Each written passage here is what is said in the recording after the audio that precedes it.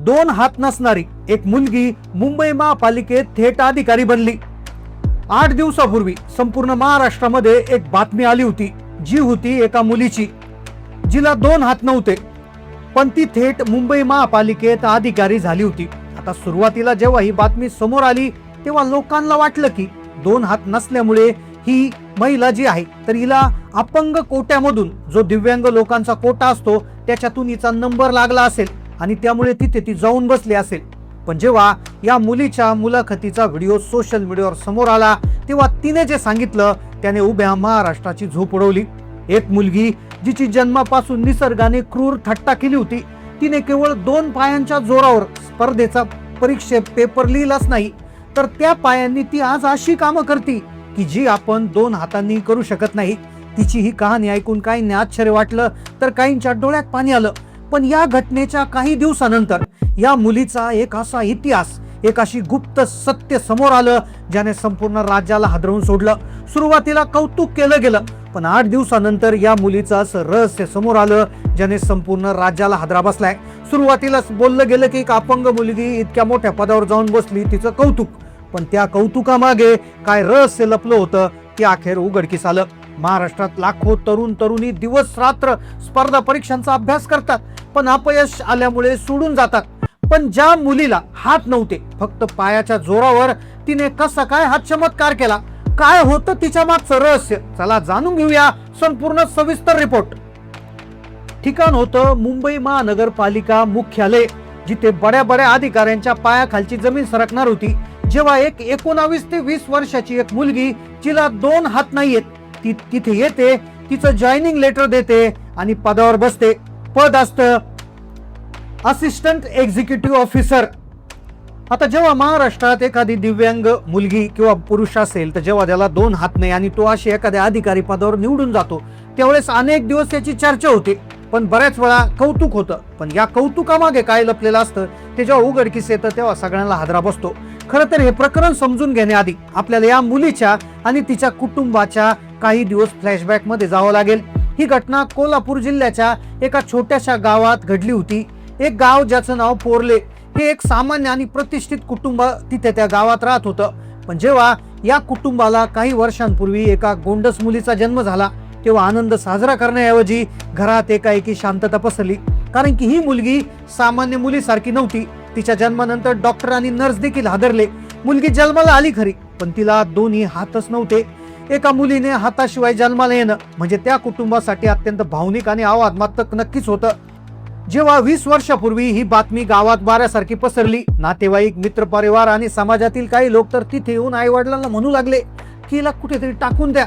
पण असं ऐकल्यावर आई वडिलांच्या काळजाचा ठोका चुकला। समाज म्हटला की हिच्यापासून सुटका करून घ्या। पण जेव्हा अख्खा समाज त्या निष्पाप जीवाला संपवण्याचा किंवा सोडण्याचा सल्ला देत होता तेव्हा तिच्या घरातील 2 व्यक्तींनी एक असा खंबीर निर्णय घेतला। त्यांनी समाजाचा हा दृष्टिकोन बदलण्याचं ठरवलं। पण 2 हात नसलेली ही मुलगी भविष्यात पायाने असं काहीतरी करणार होती की ज्याने अख्ख्या देशाला हादरा बसणार होता। ते कोणालाच माहिती नव्हतं। आज ही मुलगी अधिकारी पदावर बसली आहे, पण तिच्या मागचं जे रहस्य होतं ते कोल्हापूरच्या तिच्या जन्माच्या गावात सापडले। खरं तर तो काळ कठीण होता। त्या काळात तिचे वडील आणि तिची आजी तिच्या पाठीशी खंबीरपणे उभे राहिले। विशेषतः तिच्या आजीनं तिचं केवळ संगोपन केलं नाही, तर तिला स्वप्न बघायला शिकवलं। वडिलांनी तिला प्रत्येक परिस्थितीला समोर जाण्याची ताकद दिली। हात नाही तर काय झालं, या मुलीने रडत बसण्याऐवजी संघर्षाचा एक असा मार्ग निवडला ज्याची कुणी कल्पनाही केली नव्हती। आजीच्या धीरामुळे तिने आपल्या पायांच्या बोटांना आपली शक्ती बनवण्याचं ठरवलं। हे ऐकायला अशक्य वाटेल, पण तिने पायाच्या बोटांनी हळूहळू एक एक एक एक काम करत, अगदी बोटात शर्टांचे गुंड लावण्यापासून तर अगदी चपाती भाकरी करण्यापर्यंत, आणि पुढे जाऊन ती इतकी शार्प झाली की 2 पायांच्या बोटाने ती सुईमध्ये धागा होऊ लागली। होय, हे तुम्हाला अशक्य वाटेल, पण तिचा व्हिडिओ सध्या व्हायरल होत आहे। एवढंच नाही तर पायांच्या बोटांना ती हार्मोनियम देखील वाजवायची, आणि तिची ही जिद्द तिला इतरांपेक्षा वेगळी ठरत होती। पण खरा संघर्ष तर पुढे होता। जेव्हा ती शिक्षणासाठी बाहेर पडली, वयाच्या एका टप्प्यावर जेव्हा तिला शाळेत घालण्याची वेळ आली तेव्हा एका नामांकित शाळेनं तिला ती दिव्यांग असल्याचं कारण सांगून ऍडमिशनच दिलं नाही. एका लहान मुलीसाठी हा मोठा धक्का होता. समाजाचे दरवाजे तिच्यासाठी बंद होत होते. शाळेनं नकार दिला, समाजानं पाठ फिरवली. अशा अत्यंत कठीण काळात तिच्या आयुष्यात एका अनोख्या व्यक्तीची एंट्री झाली. त्या व्यक्तीनंच ते गुपित काम केलं, म्हणून ती आजपर्यंत इथे पोहोचली. त्या व्यक्तीनं या मुलीची संपूर्ण जबाबदारी घेतली. तिला अशा एका ठिकाणी त्याने पाठवलं जिथून तिच्या एका मोठ्या प्लॅनिंगची सुरुवात झाली. कोण होती ती व्यक्ती? तिथून पुढे कोणता नवा ट्विस्ट आला? त्या कठीण काळात एका शिक्षकाने तिची मदत केली.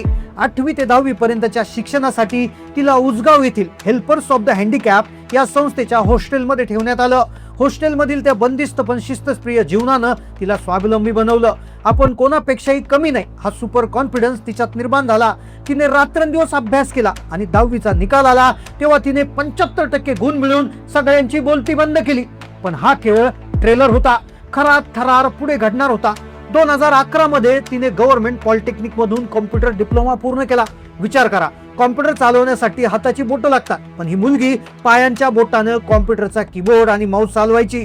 तिची बुद्धिमत्ता पाहून जळगावच्या एका मोठ्या संस्थेनं तिची नजर ओळखली आणि तिला स्पर्धा परीक्षांच्या तयारीसाठी मदत केली. तिने आता कॉमर्स मधून ग्रॅज्युएशन पूर्ण केलं. तिचं स्वप्न होतं प्रशासकीय सेवेत जाण्याचं.